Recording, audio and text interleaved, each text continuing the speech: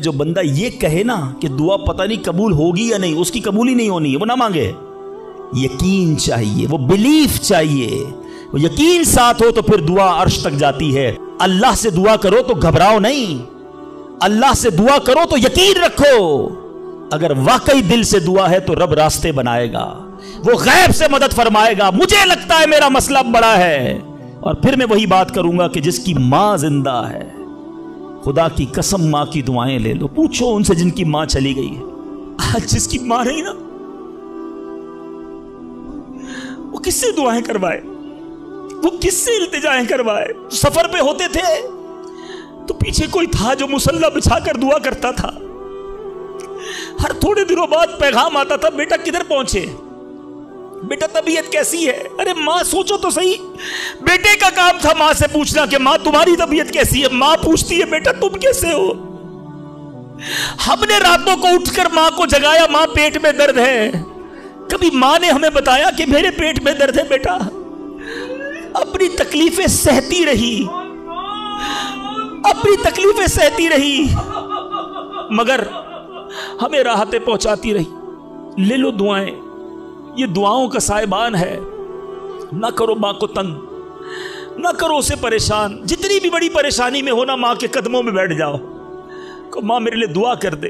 तुम्हारी मां ने दुआ कर दी ना, ये अर्श तक जाती है। और एक और बात बता दूं, कुछ दुआएं वो हैं जो हम कहते हैं मां दुआ कर दो, अब्बू दुआ कर दी, ये अलग बात है, वो करते हैं। इतनी खिदमत करो कि कहना ना पड़े, मां खुद दुआ करे या अल्लाह मेरे बेटी की खैर कर दे।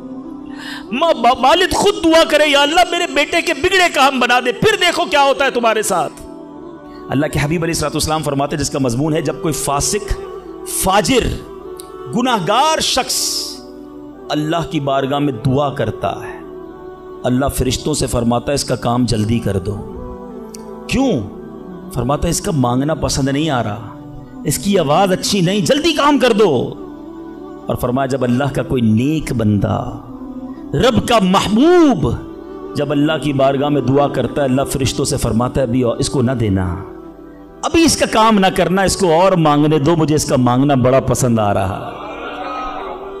मैं आपसे पूछता हूं खुदा की कसम, मैं जो मांगू वो मुझे मेरा रब दे दे, ये अच्छा है या जिंदगी में एक दुआ मैं ऐसी करूं कि अल्लाह जिब्रील से कहे कि मेरे बंदे का काम न करना, इसको और मांगने दो, है मेरे फरिश्तों और मांगने दो, मुझे इसका मांगना बड़ा पसंद आ रहा है। काश जिंदगी में एक दुआ, मुझे बताओ ना, मेरा रब ये कह दे कि मेरे बंदे की आवाज मुझे पसंद है, फिर तो मेरा काम हो गया ना, मेरे रब को मैं पसंद आ गया, इससे बड़ी क्या चीज है। मगर बदकिस्मती है उस शख्स के लिए जो अल्लाह की बारगाह में शिकवा करता है कि मेरा काम नहीं हो रहा, मेरी दुआ कबूल नहीं हो रही। जल्दी ना मचाया करो, अल्लाह पर भरोसा रखो। और अब आखिरी बात से और आपका क्लाउड क्लियर हो जाएगा। वो लोग जो कहते हैं पता नहीं मेरे मसले हल क्यों नहीं हो रहे, मैं अल्लाह की बारगाह में इतना दुआ करता हूं मसला हल नहीं होता। सुनो, अब मैं आपको एक लॉजिकली मिसाल देता हूं या अकली मिसाल देता हूं। आप वालिद हैं, आप में से बहुत सारे वालिद होंगे, कई बड़े भाई होंगे, आपने बच्चे पाले हैं या कई अभी भी बच्चे वाले हैं। मैं आपसे सवाल करता हूं, आपका छोटा बेटा हो, स्मॉल चाइल्ड, बीमार हो जाए, गला खराब, फ्लू, शदीद खांसी, अब वो बच्चा आपसे जिद करे कि अब्बू जान मैंने आइसक्रीम खानी है, मैंने ठंडा शरबत पीना है, खांसी भी हो रही है, बताइए आप पिलाएंगे उसको? जवाब दीजिए। सब मना कर रहे हैं, नहीं पिलाएंगे ना। अच्छा, अब वो बच्चा रोना शुरू कर दे, आपके बिल्कुल सामने बैठे, चीखे मार रहा है, रो रहा है, आपका एक दोस्त भी साथ बैठा है, वो अभी आया, देखा बच्चा रो रहा है आइसक्रीम के लिए, बाप कह रहा है नहीं खिलाऊंगा। अब दोस्त क्या कहेगा, यार कैसे वालिद हो, बच्चा रो रहा है, खिला दो ना आइसक्रीम। उसको पता नहीं सारी बात, तो आप उसको क्या रिप्लाई देंगे?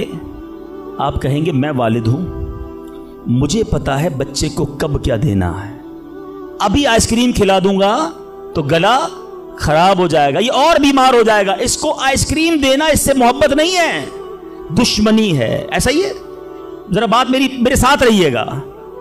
अब बड़ी दिल पर हाथ रखकर मेरी बात सुनना। तुम वालिद हो, तुम्हें पता है बच्चे को कब क्या देना है, मेरे खालिक को नहीं पता मुझे कब क्या देना है। हैं? मैं मांग रहा हूं या अल्लाह रोजी में बरकत दे, वो नहीं दे रहा। मैं मांग रहा हूं या अल्लाह औलाद दे, वो नहीं दे रहा। मैं गिड़गिड़ा रहा हूं या अल्लाह किराए के मकान में हूं, अपना मकान दे दे, वो नहीं दे रहा। ए मौला, मैं फला मुल्क में जाना चाहता हूं, वीजे लगाना चाहता हूं, नहीं मिल रहे वीजा। अरे क्यों यकीन नहीं रखते? जितने इधर बैठे हो मैं आपसे पूछता हूं, कौन है जो ये कहता है मेरी मां मुझसे मोहब्बत नहीं करती? अरे मां तो वो हस्ती है जो अपने सुख कुर्बान करके हमें सुखी करती है। सारी रात हमारे लिए जागने वाली हमारी मां है। तो जो मां तकलीफ नहीं दे सकती, वो माओं से ज्यादा प्यार करने वाला कैसे हमारी दुआ कबूल नहीं करेगा? ये यकीन रख लो, अगर मैं मांग रहा हूं वो नहीं दे रहा तो वही मेरे लिए बेहतर है। मेरा काम नहीं हो रहा ना, वही मेरे लिए बेहतर है। जो औलाद के तमन्नाई हैं, नहीं मिल रही औलाद, यकीन कर लो कि मेरे लिए औलाद बेहतर नहीं। पूछो उन माँ बाप से जिनके बच्चे मार कर उन्हें घर से निकाल देते हैं। वो कहते हैं काश बच्चा पैदा ही ना होता, बेटे ने मारा है मुझे, बेटे ने घर से निकाल दिया। ऐसी औलाद नहीं दुनिया में। उन माँ बाप से पूछो, क्या पता आपके मुकद्दर में वैसी ही औलाद हो। और अल्लाह फरमा रहा है, अल्लाह करीम है, हमारे बारे में अच्छा फैसला किया कि हमें औलाद से महरूम रखा। ऐ मेरे बंदो, जब तुम्हें माँ बाप पर यकीन है कि वो बुरा फैसला नहीं करते, तो अपने खालिक पर यकीन कर लो। अब अगर ये सोच लोगे ना, तो आपकी लाइफ बड़ी पुरसुकून हो जाएगी। अब आप टेंशन में नहीं रहेंगे, दुआ करेंगे, काम हो गया तो भी अल्लाह का शुक्र, नहीं हुआ तो भी अल्लाह का शुक्र। मेरे लिए बेहतर था ना, अल्लाह ने इसलिए नहीं किया। यकीन कर लो अपने मालिक पर। एक बार मैं अफ्रीका में था, तंजानिया में। एक बहुत बड़े बिजनेसमैन थे, उन्होंने कहा मेरा बहुत बड़ा उनका कारोबार था। 7,000 घर उन्होंने बनाए थे, पूरा सिटी बनाया। बड़ी मोहब्बत करते हैं दावत इस्लामी से। मुझे कहा तंजानिया है, अब हमारे साथ चलें और हमारे उस पूरे शहर के अंदर दुआ कर दें।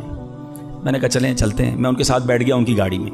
सुनिएगा ज़रा, मैं उस बिजनेसमैन से एक बात सीखा हूँ और मैं भूलता नहीं हूँ बात। तकरीबन जब भी मैंने ये बयान किया मुझे वाकया खुद ही याद आ जाता है। तो हम गए उसके साथ, one of the biggest businessman of that country, बड़ा काम था उनका। हम गए तो इत्तेफाक था, जो पुल था उस शहर को और इनके शहर को मिलाने वाला, वहाँ कोई वर्क हो रहा था, काम हो रहा था। गाड़ी रुक गई हमारी। वो बड़ा आदमी था, उसने कई लोगों को फ़ोन किया, भाई हमारी गाड़ी को निकलने देखा। नहीं साहब, गाड़ी नहीं निकल सकती, पुल पर काम हो रहा है, ट्रैफिक क्लोज। बहुत कोशिश की उसने, नहीं हुआ। हम वापस आ गए। जब हम वापस आए तो मुझे लगा कि यार इसको बेचारे को दिल छोटा हो जाता है ना इंसान का, बड़ी मोहब्बत से लेकर गया और ले ही नहीं जा सका। तो मैंने कहा आप घबराएं नहीं, इसमें कोई खैर होगी, अल्लाह खैर करेगा। मैं उनको तसल्ली दे रहा हूँ। यार उस बंदे ने जो जुमला कहा ना, वो कहता है भाई मेरी ज़िंदगी का एक दस्तूर है, जब मेरा काम हो जाता है ना तो मैं एक बार अल्लाह का शुक्र अदा करता हूँ, नहीं होता तो 2 बार अल्लाह का शुक्र अदा करता हूँ। मैं शॉक्ड हो गया। मैंने कहा आपने क्या कहा, जरा दोबारा कहिए। वो बिजनेसमैन है, इज नॉट मौलवी, कोई आलिम दीन नहीं थे, लेकिन मुझे सिखा गया वो बंदा। मैंने कहा दोबारा कहिए। वो कहता जब मेरा काम हो जाता है ना, मैं एक बार अल्लाह का शुक्र अदा करता हूँ, जब नहीं होता तो मैं 2 बार अल्लाह का शुक्र अदा करता हूँ। मैंने कहा ये क्यों? कहते नहीं किसने किया, काम नहीं हुआ तो किसकी मर्जी से हुआ, हम दोनों का जाना वहाँ ठीक ही नहीं था। जब भी रोड बंद हो गया, अल्लाह ने जो किया मेरे मालिक ने बेहतर किया। मैंने कहा यार आप कमाल की शख्सियत हो। मैं इतना खुश हुआ उस बंदे से। ये फॉर्मूला याद कर लो, लाइफ पुरसुकून हो जाएगी। जो मांगो मिल जाए या अल्लाह तेरी मेहरबानी, जो ना मिला या अल्लाह फिर भी तेरी मेहरबानी। तू मेरे माँ से ज्यादा मुझे चाहने वाला है, बेहतर था जभी तो नहीं दिया। अच्छा अब दुआ के कुछ आदाब भी सुन लें। दुआ कबूल ना होने का एक सबब हराम रोजी भी है। हदीस के अल्फाज हैं हराम खोर की दुआ कबूल नहीं होती। बंदा हराम भी खा रहा है, सूद का काम भी कर रहा है, मिलावट भी कर रहा है, झूठ बोलकर रोजी भी कमा रहा है, कहता है दुआ क्यों कबूल नहीं होती। एक बार हजरत मूसा नबीना अलैहिस्सलाम ने एक शख्स को देखा, बड़ा रो रहा था, बड़ा गिड़गिड़ा रहा था, या अल्लाह मेरी दुआ कबूल कर ले, या अल्लाह मेरी दुआ कबूल कर ले। हजरत मूसा ने देखा, अल्लाह से अर्ज की मौला तेरा बंदा कितना रो रहा है, गिड़गिड़ा रहा है, मेरे मालिक इसकी दुआ कबूल कर ले। इरशाद हुआ ए मूसा ये इतना रोए कि रोते रोते मर जाए, इतने हाथ उठाए कि इसके हाथ आसमान को छू लें। ए मूसा मैंने इसकी दुआ कबूल नहीं करनी। अर्ज की मौला क्या वजह है? इरशाद हुआ ए मूसा ये खाता हराम है, इसे जो लिबास पहना ये हराम है। सोचिए अल्लाह के नबी सिफारिश कर रहे हैं अल्लाह इसकी दुआ कबूल कर ले, मगर हराम खाने वाले की दुआ कबूल नहीं होती। अपनी रोजी पाकीज़ा करो। आप में सारे चाहते हैं ना मुस्तजाबुद दावत बन जाए। मुस्तजाबुद दावत के माना क्या है? जिसकी सारी दुआएं कबूल हों, सब चाहते हो ना।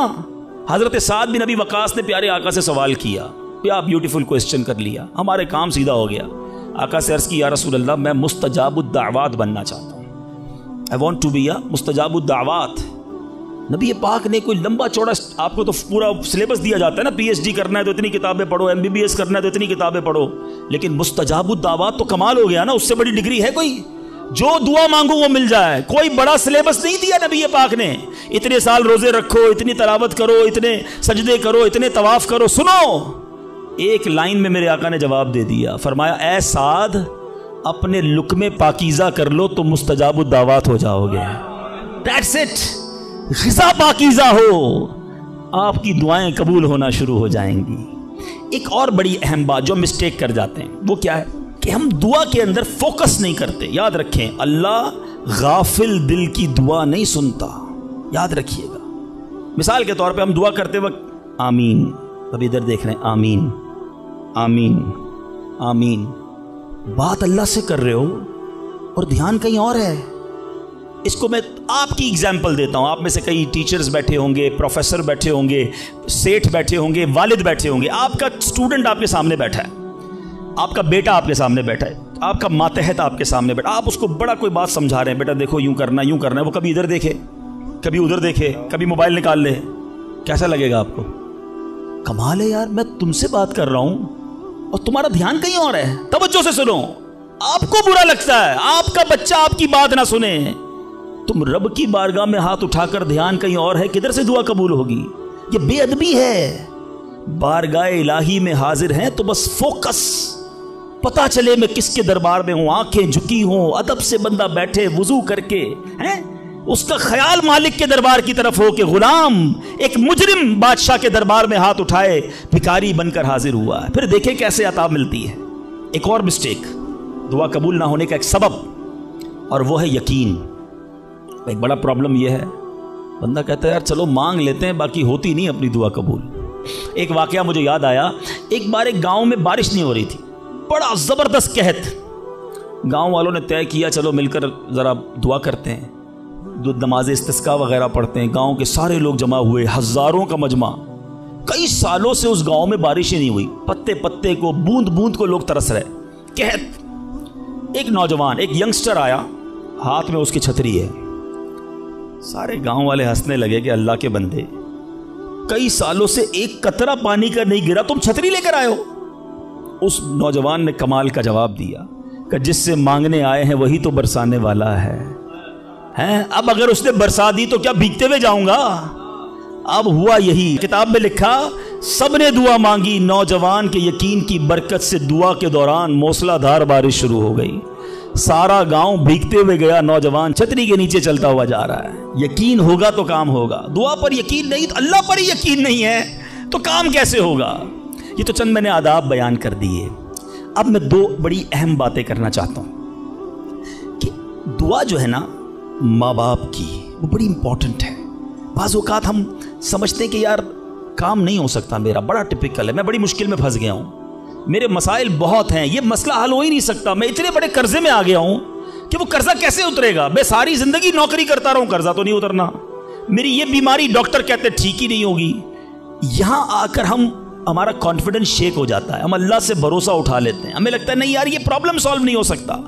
आज एक बात सीख कर जाना, जो प्रॉब्लम आपके सामने बहुत बड़ा है ना, वो आपके लिए बड़ा है।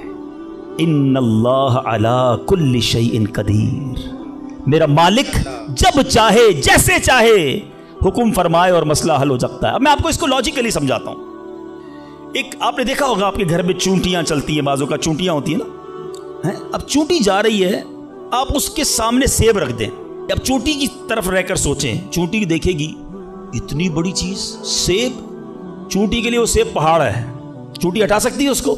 नहीं, वो क्या करेगी? खड़ी रहेगी या तो रास्ता बदल देगी। यार इतनी बड़ी चीज सामने आ गई, मैं तो कुछ नहीं कर सकती। वही सेब आप वापस उठा के जेब में रख लें, चूंटी का रास्ता क्लियर। बात समझ रहे मेरी? सेब चूंटी के लिए क्या था? पहाड़। आपके लिए क्या है? सेब। आपने उठाया, वापस जेब में रख लिया, चूंटी के सामने से पहाड़ हट गया। जो प्रॉब्लम मेरे और आपके सामने है ना, मेरे लिए पहाड़ है, आपके लिए पहाड़ है, आपको लगता है सॉल्व ही नहीं हो सकता। इन्नल्लाह अला कुल्ली शैइन कदीर, वो जब चाहे जैसे चाहे मिनटों में, मिनट भी ज्यादा है, सेकंडों में प्रॉब्लम सॉल्व करता है।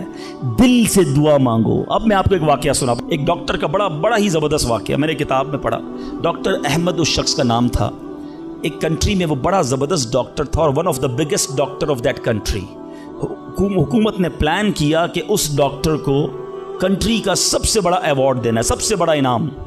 एक सेमिनार मुकर्रर किया गया, उसको एज अ स्पेशल गेस्ट मेहमान खुसूसी बुलाया गया। कहा दुनिया भर से लोग बुलाएंगे, पाकिस्तान के या उस मुल्क के बड़े लोग आएंगे, आपको गिफ्ट दिया जाएगा, आपको अवार्ड दिया जाएगा। डॉक्टर साहब बड़े खुश कि मेरे एजाज़ में इतनी बड़ी तकरीब।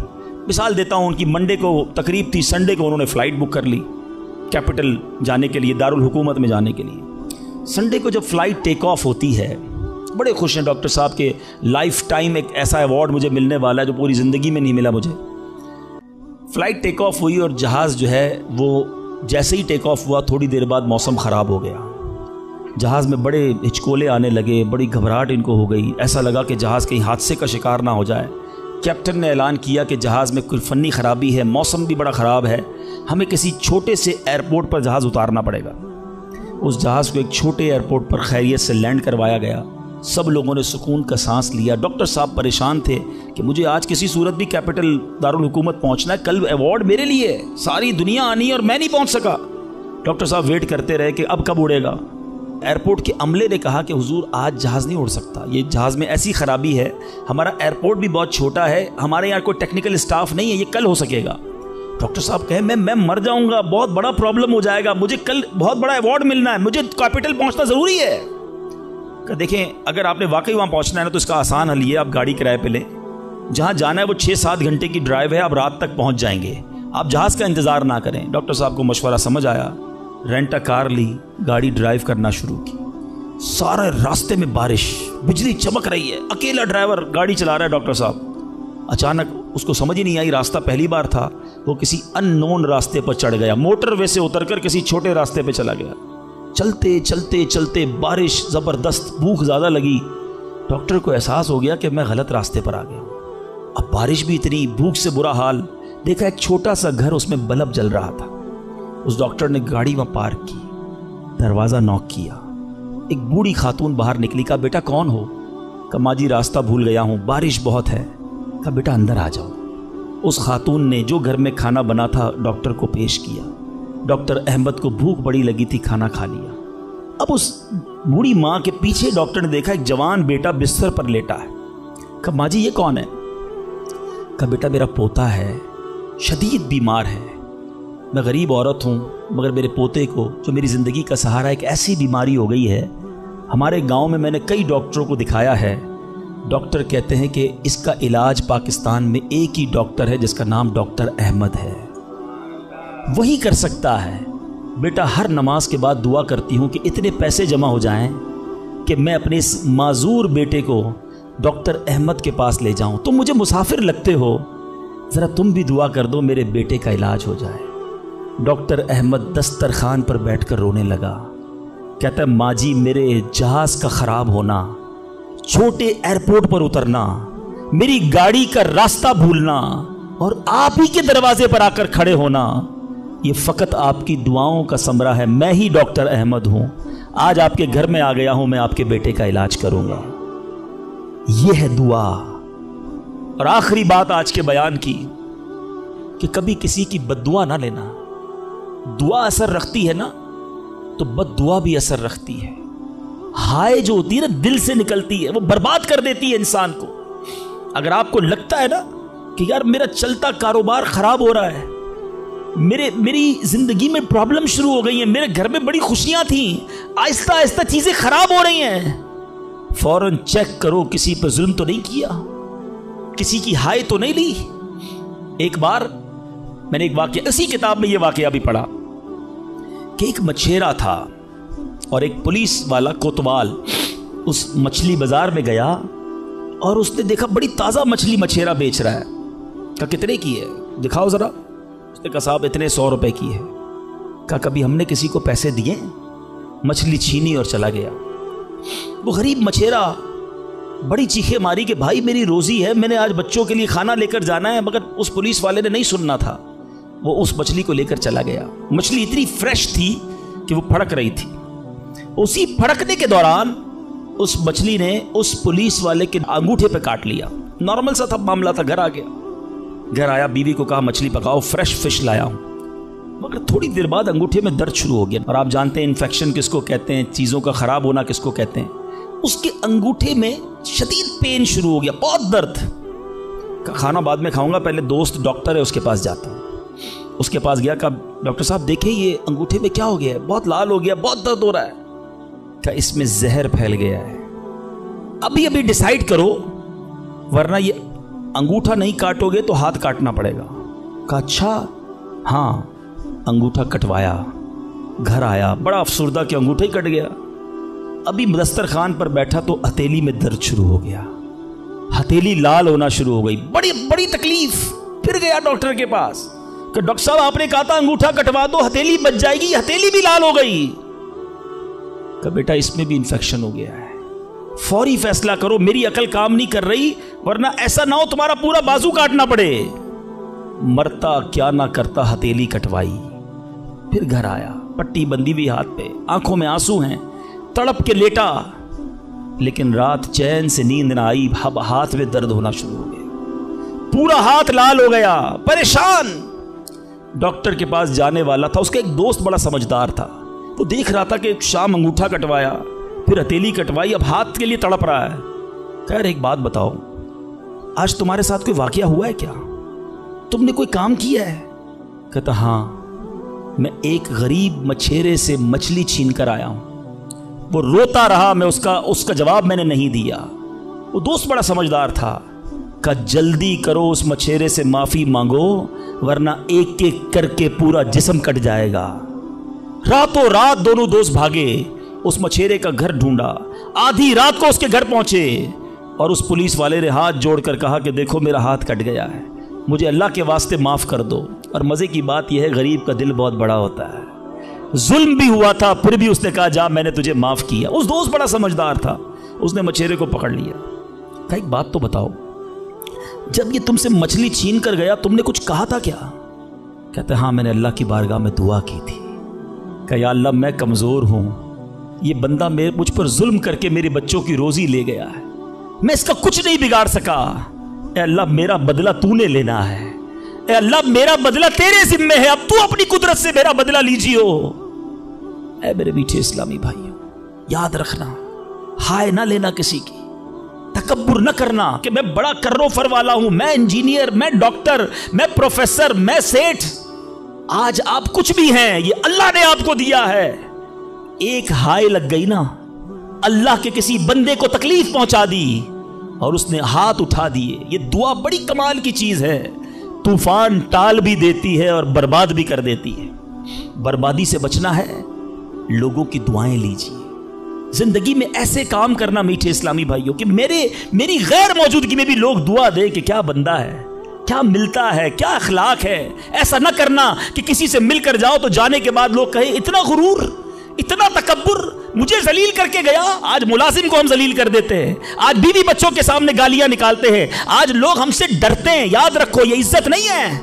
आज आपका, अगर मैं जो प्रोफेसर बैठे उनसे कहना चाहता हूं, आप टीचर हैं और आपके स्टूडेंट आपका अदब करते हैं, ये अदब है या डर है? चेक कीजिए। आपके सामने जो अदब करे और पीछे गालियां दे, वो अदब नहीं, वो इज्जत नहीं। इज्जत यह है कि मैं सामने ना भी हूं तो लोग कहें कि कमाल का आदमी है। अल्लाह इसकी खैर फरमाए। काश मैं ऐसी जिंदगी गुजारने में कामयाब हो जाऊं, आप गुजारने में कामयाब हो जाएं कि जब दुनिया से जाए ना तो लोग हाथ उठाकर दुआ करें, मग़फ़िरत की दुआ करें, हमारे अच्छे काम उन्हें याद आए। लोगों के दिलों में नफरतें ना डालो। आज किसी पर जुल्म करके, रोब जमाकर, उसको धौंस में लेकर हम अपना काम तो निकाल लेते हैं, मगर याद रखना वो भी बंदा रब का है, अल्लाह का बंदा है, नबी पाक का उम्मती है, उसका भी कनेक्शन है। और अगर तड़प कर उसने दुआ कर दी ना तो हमारी बर्बादी कोई नहीं रोक सकेगा। अगर मेरा कोई भाई ऐसा बैठा है ना जो देख रहा है कि यार कारोबार डाउन हो रहा है, फैमिली डिस्टर्ब हो रही है, सेहत गड़बड़ हो रही है, कुछ चीजें बिखरती महसूस हो रही हैं, फौरन अलर्ट हो जाएं, चेक करें मुलाजमीन से जुल्म तो नहीं हो रहा, पड़ोसियों को तकलीफ तो नहीं हो रही, बीवी बच्चे तो परेशान नहीं, माँ बाप, बहन भाई, रिश्तेदार, खाला मामू चाचा बहुत परेशान है लोगों से। हम समझते हैं हम सब ठीक है, नहीं, सब ठीक नहीं है। दिल तोड़े हुए हैं, जलील किया हुआ है हमने, हैं? दुनिया को बांटते हैं, अपनों को परेशान किया हुआ है। जो शरीयत सिखाती है कि सबसे ज्यादा हक है हमारे माँ बाप का हम पर, फिर हमारे घर वालों का, फिर हमारे रिश्तेदारों का। सारी दुनिया खुश है और रिश्तेदार परेशान है हमसे। तो है मेरे मीठे इस्लामी भाइयों, आज के इस मुख्तसर बयान में मैंने 2-3 एस्पेक्ट आपके सामने रखे हैं। इंपॉर्टेंस ऑफ दुआ, कितनी जरूरी है दुआ, कितनी बरकत वाली चीज है दुआ। घबराओ नहीं, मांगो अल्लाह से, डरो नहीं, कंजूसी नहीं करो, अदब से मांगो, फोकस के साथ मांगो, यकीन के साथ मांगो, जितना मांगना है मांगो। और दूसरी बात, हराम से बचना है ताकि दुआएं कबूल हो, और ना मिले तो शिकवा नहीं, हर हाल में अल्लाह का शुक्र अदा करना है। और आखिरी बात, हाय नहीं लेनी, तकलीफ नहीं पहुंचानी। अल्लाह ताला मुझे और आपको मुसलमानों का खैर खा बना दे, मुसलमानों के दिलों में खुशी दाखिल करने वाला बनाए। और यही दावत इस्लामी का मैसेज है। हम मिलाद मनाने जमा हुए हैं, नबी पाक के गोया मिलाद का महीना आ गया। क्या किया मेरे आका ने सारी जिंदगी? मोहब्बतें, प्यार, नरमी, शफकत, जानवरों के साथ अच्छा सलूक। अल्लाह के हबीब जानवरों पर जुल्म करने से मना करते, आज हम इंसानों पर जुल्म कर रहे हैं, आज लोगों पर लड़ाइयां कर रहे हैं, झगड़े कर रहे हैं। एक गलती माफ करने के लिए बंदा तैयार नहीं होता, कहता नहीं जनाब ईंट का जवाब पत्थर से दूंगा, इसने मुझे कैसे गाली निकाली, जानता नहीं मैं कौन हूं। भूल गए? सलाम उस पर कि जिसने गालियां सुनकर दुआएं दी, सलाम उस पर कि जिसने खूह के प्यासों को कबाएं दी। हैं मेरे आका वो हैं जो गालियां सुनकर दुआएं देते, और हम कहते हैं नबी का उम्मती हूं, गुलाम हूं। कैसे गुलाम हो? लड़ाई झगड़े के लिए हर वक्त तैयार रहते हो। नहीं छोड़ूंगा, बदला लूंगा। खानदानी दुश्मनियां चल रही हैं, कई नस्लों से दुश्मनियां चल रही हैं। अल्लाह के बंदों क्या हो गया है? हम उस नबी के उम्मती हैं कि जिन्होंने कातिलाना हमला किया, अल्लाह के हबीब ने उन्हें भी माफ फरमा दिया, और हम माफ करने के लिए तैयार नहीं है। एक आखिरी रिवायत सुन लो, काश दिल में उतर जाए मेरी बात। अल्लाह के हबीब अलैहिस्सलातु वस्सलाम फरमाते, जिसका मजमून है, जो माफ नहीं करता उसे माफ नहीं किया जाएगा, और जो रहम नहीं करता उस पर भी रहम नहीं किया जाएगा। मर्जी है आपकी, ना करें माफ, करें दुश्मनियां, कयामत के दिन तैयार रहना, फिर हमें भी माफ नहीं किया जाएगा। बंदों को माफ करो, दरगुजर करो, और अल्लाह से दुआ करो, या अल्लाह मैं बंदा हूं, मैंने तेरी रजा के लिए बंदे माफ कर दिए, तू तो खालिक है, तू मुझे माफ फरमा। शबे कदर की दुआ याद है? अल्लाहुम्मा इन्नका अफुव्वुन करीमुन तुहिब्बुल अफ़्वा फ़अफ़ु अन्नी। माना तो समझो क्या प्यारी दुआ है। अल्लाह तू करीम है, तू माफ करने वाला है, माफी को पसंद करता है, मुझे भी माफ कर दे। हैं अल्लाह को अर्ज कर रहे, अल्लाह तू माफी को पसंद करता है, खुद माफी देने के लिए तैयार नहीं है, ना मुलाजिम को, ना बीवी को, ना सास को, ना बहू को। लड़ाई झगड़े लगे हुए सबके। आज एक नियत कर लो, है मुसलमानों, आका के गुलामों, आज तक मुझे किसी ने भी सताया, दिल दुखाया, मैंने उसको माफ किया। कह दो मैंने माफ किया, दुश्मनियां खत्म। आगे बढ़कर खुद माफी मांग लो। आपको लगेगा यार गलती तो उसने की थी, मैं क्यों माफी मांगू, वो माफी मांगे। यही तो प्रॉब्लम है।